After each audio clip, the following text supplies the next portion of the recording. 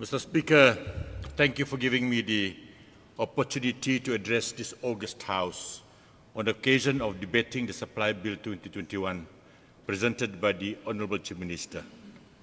I wish to commend the government's effort and allocation to meet the challenges faced by Sarawakians as a result of the COVID-19 pandemic. The delivery of these allocations must be efficiently and effectively carried out so they go to the people who need them most. There is, however, an omission in the budget which concerns me greatly. I have not been able to see an allocation for buying the COVID-19 vaccine, which, according to various news reports, looks likely to be available very soon. I am also skeptical that our economic forecast will be met. Is it realistic to expect the Sarawak economy to rebound on between 6 to 8% next year from a contraction of 3.5 to 5% this year, especially if the pandemic has not been eradicated or brought under control by early next year? All the major economic indicators have fallen, i.e. tourism, manufacturing, mining, construction, agriculture, and they will take a long time to improve, not just months. On infrastructure. Road infrastructure is crucial, Mr. Speaker, in any country's development plan. The connectivity it provides serves as a catalyst for economic activities, and with this in mind, the PH government had approved the construction of the 425-kilometre Sarawak-Sabah Link Road, which will bypass Brunei. The State Planning Authority had also approved this project, and the current Works Minister had said that the PN government would continue with it. In light of this, I hope that the state will continue to support this project as it will have great multiplier effects on the economy of Northern Sarawak. The SSLR will also be a crucial link of the Trans-Borneo Highway, which was proposed by the PH government. I have heard disturbing news, Mr. Speaker, however, that the SPA has gone back on the approval that was given and has shortened the first phase of the SSLR from 90 km to 65 km, ending at Mararap instead of Pak Brunut. I would like the Minister in charge to enlighten this House whether this is indeed the case. If so, it is an extremely short-sighted move, as the expected opportunity for expansion and development of this area and the whole of Sarawak from the larger Trans-Borneo Highway will be lost. Mr. Speaker, the Trans-Borneo Highway, if and when built, will connect Sarawak, Sabah, Brunei, and Kalimantan. This link will be of strategic importance once the Indonesian government begins the process of moving the capital from Jakarta to East Kalimantan. The Malaysian Institute of Economic Research, MIER, Executive Director has said earlier this year that this transportation network project would be the backbone of the area, creating diverse spillover effects ranging from industries like logistics, tourism, wholesale and retail trade to new township development. He added that the proposed relocation of Indonesia's capital Kalimantan from Jakarta in 2024 would speed up the impact and bring a multiplier effect of about 2 to 3 times on Sabah and Sarawak's economic growth. Mr. Speaker, the current Federal Works Minister had not given a definite answer as to whether the Trans-Borneo Highway project would be carried out by the PN government. If the federal government decides against the project, I urge humbly the Sarawak government to take it over, at least on Sarawak side, which runs from the border at Long Midang, Buduk Nur, Baklalan, connecting Bario and back to Long Semado, and connect Sabah through the highlands at Long Pasir, thus breaking through the last frontier, as it were. This would drive the development of Sarawak up several notches. As MIER noted, the impact would be much higher than the impact of the North-South Highway in Peninsular Malaysia due to the slow state of development in Sarawak and Sabah.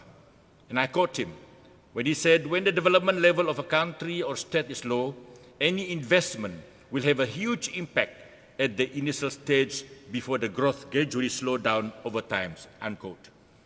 Mr. Speaker, the Sarawak government should urge the federal government to start work on the game-changing Trans-Borneo Highway without delay, so that it will be ready when the Indonesian capital moves to Kalimantan. It will at the same time provide employment and inject funds into the economy of northern Sarawak.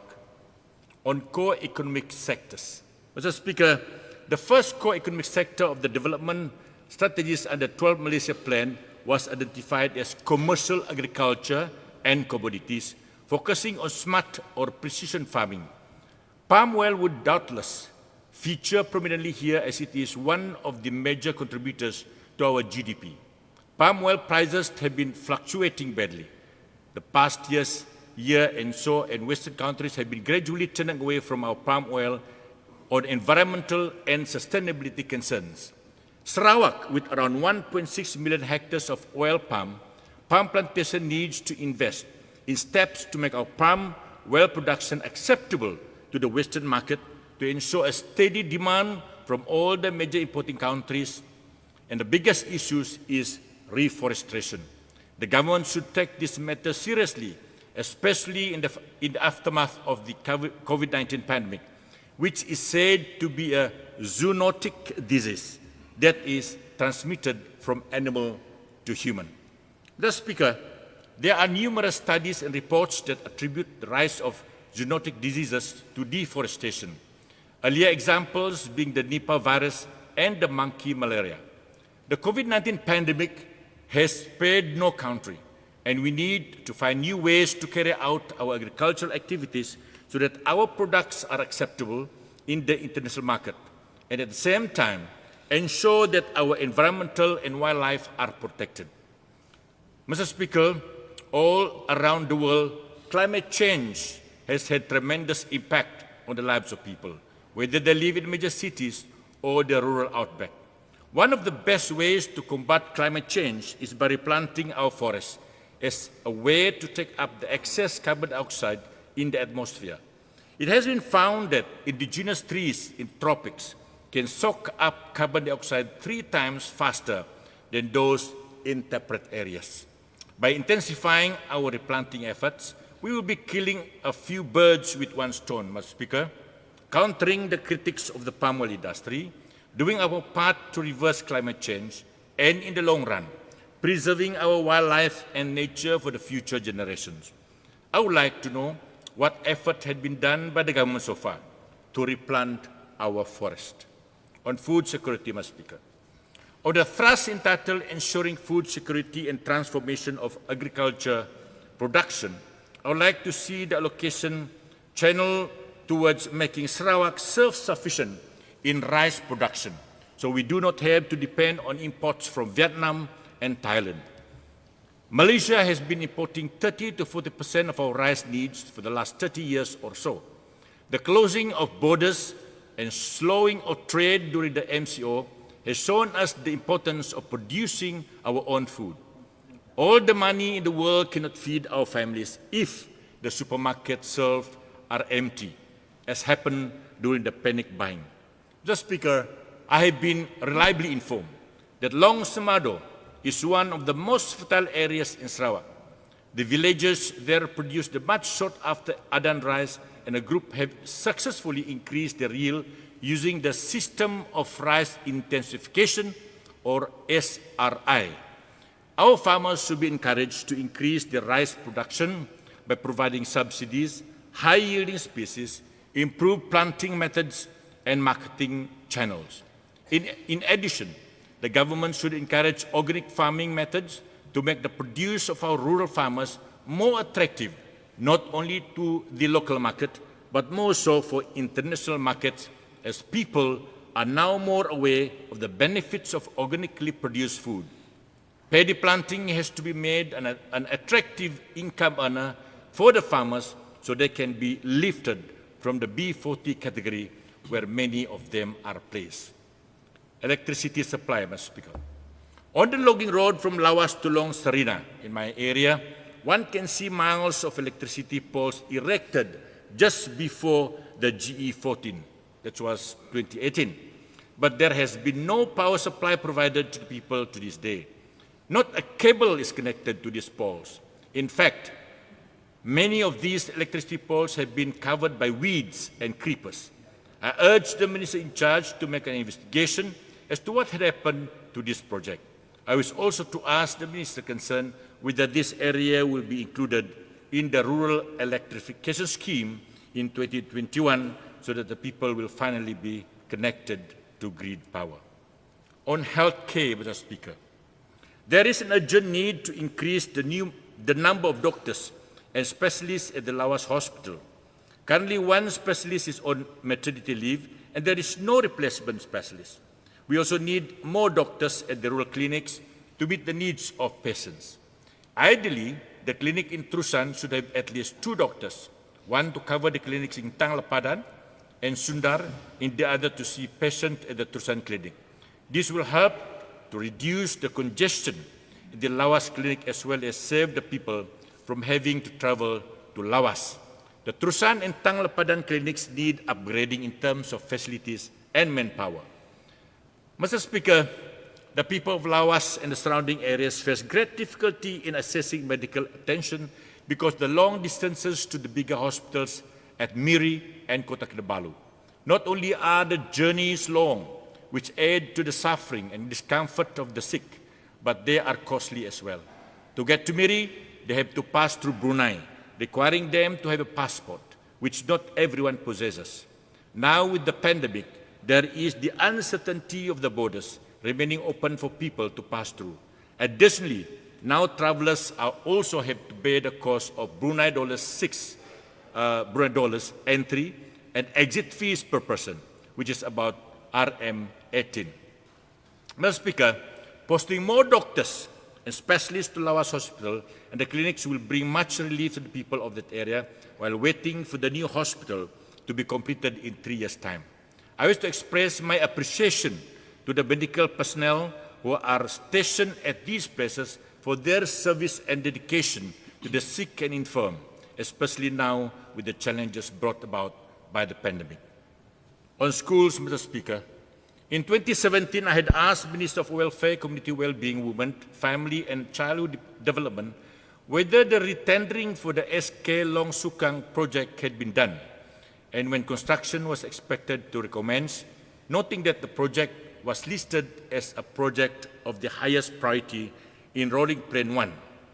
Until today, Mr. Speaker, there has been no progress made. I wish to ask the Honourable Minister whether there is a plan for the school to be retendered or completed, and if so, when is it expected to be done? Mr. Speaker, on uplifting the poorest districts. Last year, we were told that data from the Department of Statistics Malaysia shows that 7 out of 10 poorest districts in Malaysia are in Sarawak, the poorest being Pakan, and the rest, Lubuk Antu, Song, Kenawit, Selangau, Simunjan, and Daro. The government should have special program targeted at uplifting these areas so that the people's lives will improve. There needs to be studies on the underlying causes of the poverty and specific programs to help the communities overcome those challenges. I believe that for any sustainable long-term effects of any program, education of the younger generation is crucial, and special attention must be paid to this factor. Mr. Speaker, on the subject of education, this year with the closure of schools throughout the country during the MCO, lessons were moved online.